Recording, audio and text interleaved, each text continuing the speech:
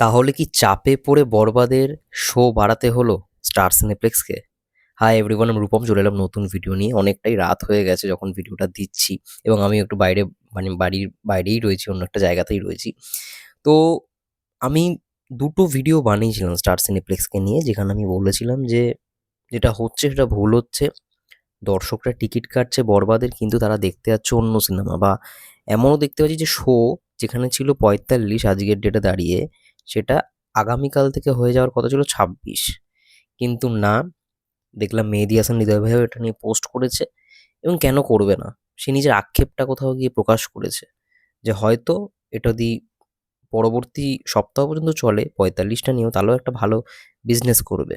বা ৫০টাও যদি দেওয়া যায় শো, সব মিলিয়ে স্টার সিনেপ্লেক্সের সবকটা শাখা মিলিয়ে। কিন্তু সেটা না করে, মানে সিনেমা রিলিজ হতে না হতেই একটা সপ্তাহ পেরোয়নি, তাতেই শো বাড়লো, তারপরে আবার কমিয়ে দিল। জানি না এটা কোন সিন্ডিকেটের কাজ, বা কে বা কারা উদ্দেশ্য করে করছে, কোনো ধারণা নেই। কিন্তু একটাই কথা বলবো, বরবাদের শো ছিল ২৬ আগামীকাল থেকে, সেটা এখন দাঁড়িয়েছে ২৬ থেকে আরও ৫টা বেড়েছে, সেটা হচ্ছে ৩১ আগামীকাল থেকে বরবাদ টোটাল সবকটা সিনেপ্লেক্স মিলিয়ে ৩১টা শো চলবে। এবার সিঙ্গেল স্ক্রিন দেখো, সিঙ্গেল স্ক্রিনে অবভিয়াসলি ভালো রাজত্ব করছে। আমি জানি না আজকে কত মাল্টিপ্লেক্স কালেকশন করেছে, গতকালকে তো ৬৭ লক্ষ টাকা করেছিল। আজকেরটা জানি না, হয়তো একটু হলেও ড্রপ করতে পারে, কিন্তু আমার মন মন বলছে ড্রপ করবে না। হয়তো এটা 70 লাখসের মধ্যেই থাকবে কালেকশনটা, আজকের মাল্টিপ্লেক্স কালেকশন। আগামীকাল জানতে পারবো ডে 4-এর টোটাল কালেকশন কত হয়েছে সিঙ্গেল স্ক্রিন এবং মাল্টিপ্লেক্স মিলিয়ে। কিন্তু এটাই দেখার বিষয়, আজকে স্টার সিনেপ্লেক্স শো কমিয়ে দিচ্ছে একটা সিনেমার ১ সপ্তাহ না চলতে না চলতেই। ইন্ডাস্ট্রির তো এইরকমভাবে উন্নতি হবে না। কারণ বছরে যে বহুত সিনেমা রিলিজ হয় এমন তো নয়। বাংলা দেশে, মানে বাংলাদেশের ইন্ডাস্ট্রিতে বহুত সিনেমা কি রিলিজ হয় বছরে?